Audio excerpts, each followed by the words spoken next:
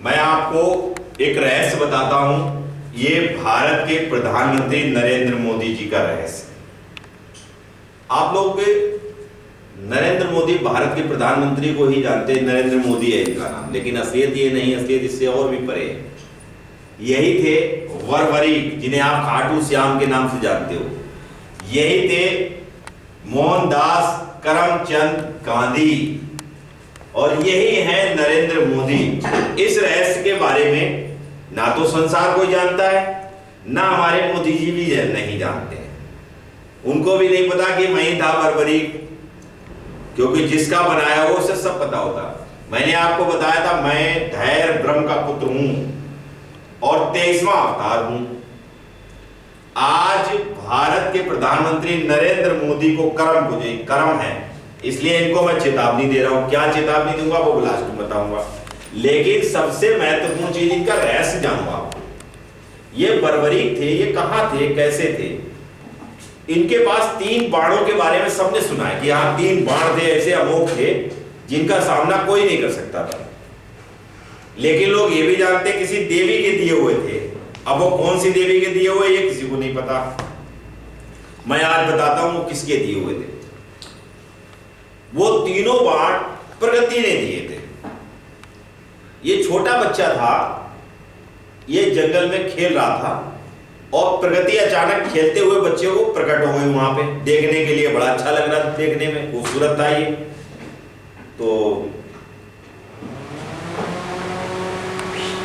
इसने प्रगति के पैर पकड़ लिए और पैर पकड़ के मां बोलाइए। तो उनको थोड़ा सा अजीब, मतलब अच्छा लगा। अच्छा लगने के बाद इसको उन्होंने पता नहीं क्या समझ में आया क्या नहीं आया, मुझे नहीं पता। उस समय उन्होंने प्रगति ने इसको कहा जो तुम्हें वरदान में जो दे रहे हैं वो अमोघ होंगे, उसके आगे कोई पृथ्वी में तुमसे कुछ कर नहीं सकता तुम्हारा। तो 3 को बाण प्रदान किए और तीनों बाण को ऐसे थे पूरी पृथ्वी पर। ये चाहता उन बाणों से पूरी पृथ्वी खाली कर सकता, क्योंकि वो प्रगति पृथ्वी की मालिक होती है, वो जो दे देंगे वो समझ लो अटल है। तो इसको वो 3 बाण दे दिए थे।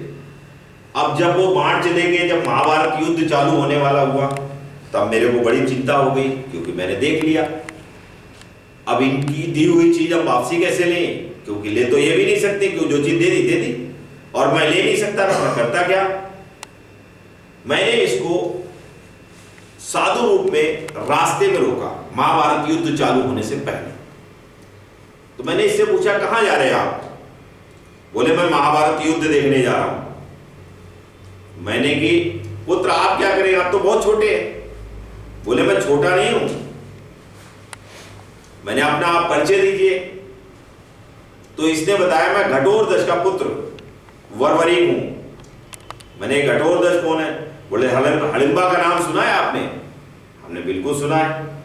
बोले हडिम्बा का मैं पोता हूं और मैं भीम का भी पोता हूं। मैंने भीम तो पांडव है, हडिम्बा तो दैत्य प्रजाति से है। बोले नहीं वो हमारे दादा हैं। तो ये बात कही। वो पितामह बोलते थे उस समय, दादा नहीं बोलते। बोले मेरे पितामह हैं। आज की भाषा में दादा कहते थे, तो मैंने भी कह दिया दादा। बोले वो मेरे पितामह हैं। तो मैंने कि आप युद्ध में इतने बलशाली हैं? बोले हाँ, महाभारत युद्ध में सारी महाभारत पलटने एकदम रखता हूं। तो मैंने किसके तरफ से लड़ोगे? बोले जो सबसे ज्यादा कमजोर होगा। उसको ये पता था कि हमारे जो पूर्वज हैं वो कमजोर है, कि उनके साथ सेना कम है, उनके साथ योद्धा कम है। तो मैंने अगर दूसरे पाल हार के मतलब कमजोर हो गए, बोले मैं उसकी साइड से लड़ जाऊं, क्यों बच्चा था, दिमाग था नहीं, 14 साल की उम्र थी उसकी। मैंने ये सारा खेल ही बिगाड़ देगा, अब मैं इससे कर क्या सकता हूं? मैंने अगर तुम योद्धा इतने बड़े तो दानी कितने बड़े?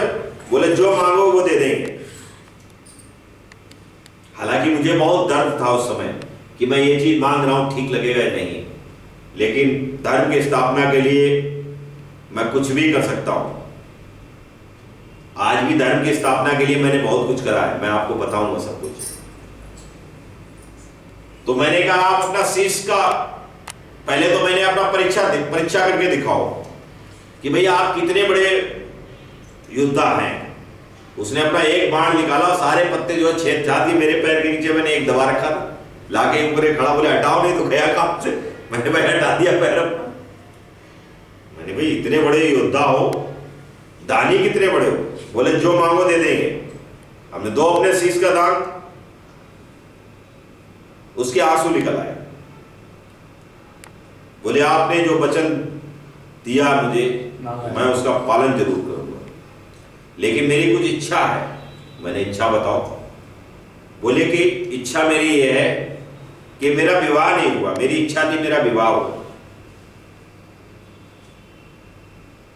मैंने कि या तो अपने वचन से आप पीछे हटिए। बोले नहीं, वचन से पीछे नहीं हटूंगा। उसने उस समय क्या कहा, उसने कहा मैं भीम का परपोता हूं, मतलब पितामह है वो मेरे, इसलिए मैंने जो वचन दिया मैं करूंगा। हमारे वंशों ने कभी भी वचन दिया पीछे नहीं हटे। तो उसने तुरंत अपनी तलवार निकाली और शीश काट के सीधा मेरे हाथ पे थमा दिया। तो मैंने उसको दो चीज का वचन दिया था। पहला वचन ये था कि जिसका भी विवाह होगा सबसे पहले तेरा नाम आएगा उसमें। संसार में, पूरे संसार में जहां भी विवाह हो, उस समय पूरे संसार में एक ही प्रजाति गिनी जाती थी, वो सनातन धर्म था। और दूसरी दैत्य प्रजाति थी, बाकी कोई प्रजाति नहीं। जैसे आज की डेट में 4 धर्म है, ऐसे नहीं थे पहले। तो जो दैत्य प्रजाति थी वो जंगलों में हुआ करती थी, और जो मनुष्य प्रजाति थी वो सारी सनातन धर्म था। तो सनातन धर्म में एक आपने देखा होगा, शादी में ले जाते टाइम एक वो मटकी लेके जाते हैं साथ, उसको वरवनिया बोलते हैं। वो इसी वरवरी का सर होता है। एक वचन उसने हमसे मांगा, दूसरा वचन मैंने अपने आप दिया उसको। मैंने पुत्र तुमने मेरे कहने पे ये कार्य किया, तो दूसरा वचन मेरा है। कलयुग के अंतिम चरण पे जब मैं आऊंगा तो तुम्हारी कीर्ति मैं अपने नाम के बराबर लिख दूंगा। संसार जो है तुम्हें हमारे नाम से जानेगा। फिर महाभारत युद्ध में मैंने उसको उस जगह पे बैठा दिया अपनी शक्तियों के द्वारा, जहां से उसने पूरा महाभारत युद्ध देखा। ये वही है नरेंद्र मोदी, और ये मेरे बहुत चाहते भी हैं। चाहते नहीं होते तो आज इस जगह पे नहीं बैठाते मैं उनको। दर्द भी होता है कि वो अपना है, इसलिए जब दुख होता है कब, जब उसका नाश करना पड़ता है, क्योंकि ये मान नहीं रहे। मैंने बहुत चेतावनी दी, मैं इस तारीख से चेतावनी देना चालू की अपने से।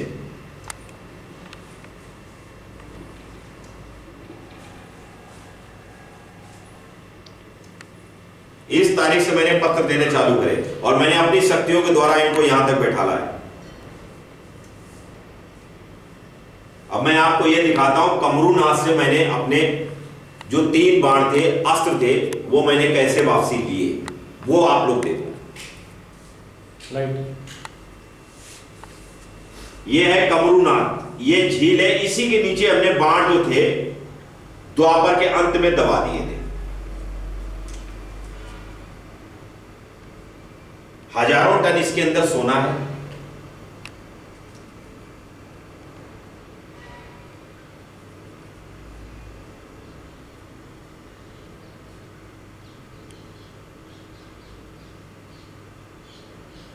इस वीडियो का मैं लिंक नीचे डाल दूंगा, उसको आप आराम से देख लेना। और मैंने किस तारीख को ये चीज हटाई थी, वो चीज मैं आपको बता रहा हूं। वो तारीख थी ये 26/9।